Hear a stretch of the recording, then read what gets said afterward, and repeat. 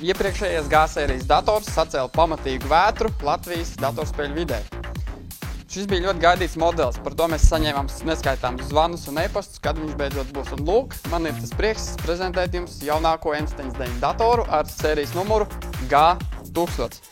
Ja iepriekšējie G750 un G500 datori bija aprīkoti ar AMD procesoriem, tad jaunais G1000 sērijas dators ir mazliet atkāpies no tradīcijām un ir aprīkots ar mūsdienu modernajiem Intel E7300 procesoriem. Kā jau tas ierasts, G-sērijas datori ir spējīgi tikt galā ar jebkuru mūsdienu datorspēli. Bez tam G1000 sērijas dators ir spēris soli uz priekšu un pateicoties jaunajam Intel procesoram, uz viņa ir iespējams spēlēt datoru spēles ar visaugstākajiem iestatījumiem.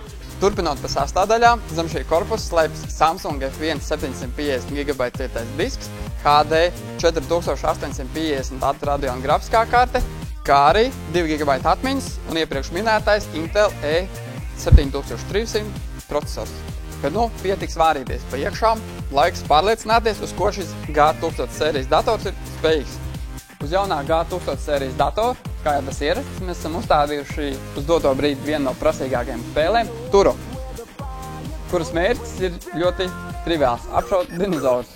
Šeit mēs varam redzēt, ka spēlē ir uzstādīta Full HD maksimālā izšķirtspēja, un kā redzam, spēle nebremzē.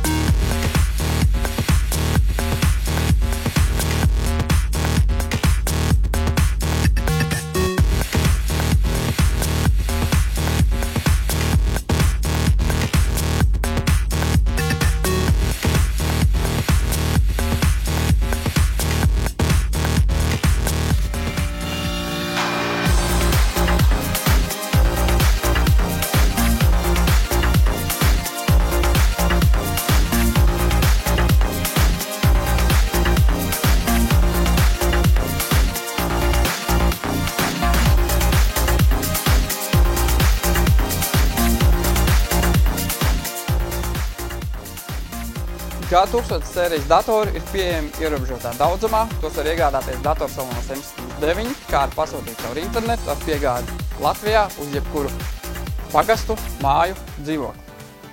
Kā jau tas ierasts, M79 G1000 sērijas dators turpina iepriekšējās tradīcijas, tas ir pilnībā aprīkots un gatavs darbam ar vismūsdienīgākajām prasīgajām spēlēm.